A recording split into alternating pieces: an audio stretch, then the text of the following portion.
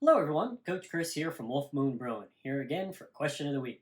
This week's question comes from a viewer that posted a comment in one of my videos. Hi Coach Chris, so you mentioned temperature and how it changes specific gravity. Question, so how does ambient temperature affect the end product? Commercial guys talk about cold brewed versus, I guess, not cold brew. Is this something you have played with? Any thoughts on this would be great. Well, there's a couple of questions in there, but first let's lay a little bit of groundwork so that we're all on the same page. At a very high level, brewing beer is kind of a simple process. You take very warm water, somewhere between 145 155 degrees Fahrenheit, and soak grain in it. During that process, the liquid will extract sugars, flavors, and coloring from that grain. We take that liquid, once we've extracted all those sugars, and boil it. During the boiling process, we'll add hops to add other flavors and also to add bitterness. After the boil, we'll quickly cool down the liquid and add yeast to it. Once the yeast is added, the yeast ferments the liquid, and turns it into beer. Up until the fermentation process has taken place, we call this liquid wort, W-O-R-T. Okay, so the basic process is there. Lagering. Lagering is a process that is done after fermentation or almost at the end of fermentation, and we drop the temperature of the beer to a very cold temperature, sometimes almost down to freezing. This process adds the crispness and the refreshment that is characteristic of a lager type beer. Yeast. There are multiple strains, hundreds of strains of yeast out there that are available to brewers. However, most of those yeast fall into one of two categories, ale or lager. Ale yeast tend to work best when the wort that they're put into is between somewhere about 65 to 75 degrees Fahrenheit. Lager yeast, on the other hand, works at much colder temperatures, some under 40 degrees Fahrenheit. All right, so now that we've laid some groundwork, the big boys, the commercial guys that were asked about in the question, when they're talking cold brew, they're talking about the process after the boil, the fermentation and the lagering. Most of what you find on the beer shelves today are made by the commercial guys, are an American lager, either regular or light. It's a lager beer, which means they've used lager yeast to ferment the beer at a cold temperature, usually around 50 degrees Fahrenheit, and then they lager it, i.e. drop the temperature down to almost freezing. So after the boil, the entire process is done on a cold liquid. And they maintain that cold liquid all the way through packaging and sometimes through distribution and all the way to your shelves. So that's what they're talking about when they're talking about cold brew. They're talking about the process after the boil.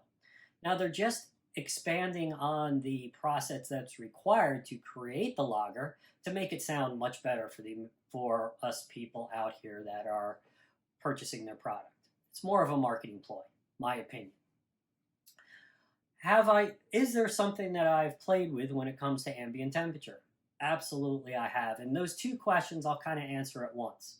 And I'll talk about ale yeast because that's really what I've used and experimented with in the past on this. Ale yeast, one of my favorites, is made by Yeast. It's number 1056. It was just an American ale yeast, and it ferments best between 65 and 72 degrees. I typically ferment my beers using that yeast at about 68 degrees, plus or minus one, depending on the type of beer. There was one time that I did an experiment with such a yeast. I took a beer, it's just a American Pale Ale that I toned down the hops on a little bit just to make it a little bit more drinkable for myself. And I made a batch of it. I pitched or put my yeast in, and I split the batch into 3 even containers. First container, I fermented at 55 degrees, about 10 degrees under the recommended temperature. The other one I fermented at 68 degrees, my normal fermentation. And the third one I fermented between 78 and 80 degrees. I let them ferment for 3 weeks, then bottled them the same using carbonation tabs, put them in my closet for 2 weeks to let them carbonate, put them in the fridge, and then opened all 3 bottles to test out the differences. The ones that I fermented at 68 degrees came out exactly as I expected it should. Came out with a little bit of hop flavor and aroma like normal, with a little bit of hint of the malt flavoring. So it was a perfect beer. It was exactly what I was shooting for. The one that I fermented at 55 degrees, much colder than recommended temperature, came out very sweet, overcarbonated, and almost turned into a bottle bomb. Reason for that is the yeast was not able to completely ferment all the sugars. That's where the sweetness in the beer came from, and the overcarbonation came from during the carbonation process. There was a lot more sugar in the bottle for the yeast to eat and turn into carbon dioxide. So it really created a dangerous situation. I won't be doing that again. Now, the one that was fermented at 78 to 80 degrees, opened it up, and it smelled and tasted like bananas. Now, I hate bananas, just a personal preference, so I tend to shy away from it. Hop flavor was not there. There was no malt flavor. All that was there was banana. The only difference between those three beers during the whole process was the fermentation temperature. So the ambient temperature at which the beer ferments at can absolutely have an impact on your beer.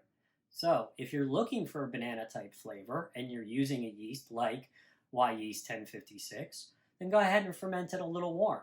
If you don't want that, if you want a clean, clear finish, then ferment it in its recommended temperatures. If you want a beer a little sweeter using that, go ahead and ferment it a little cold. Just be careful if you're bottling it so that you don't end up with an overcarbonation.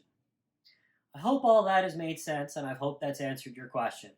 I really appreciate you taking the time for watching my video today. If you have any questions, comments, or have a question that you'd like me to answer on video in the next couple of weeks, go ahead and post them in the comments section below. While you're down there, go ahead and hit the thumbs up button for a like. If you haven't already, go ahead and hit the subscribe button and the bell to be notified anytime I post a new video. Remember, home brewing is really fun, but so is drinking responsibly. I'm Coach Chris, and we'll see you next brew.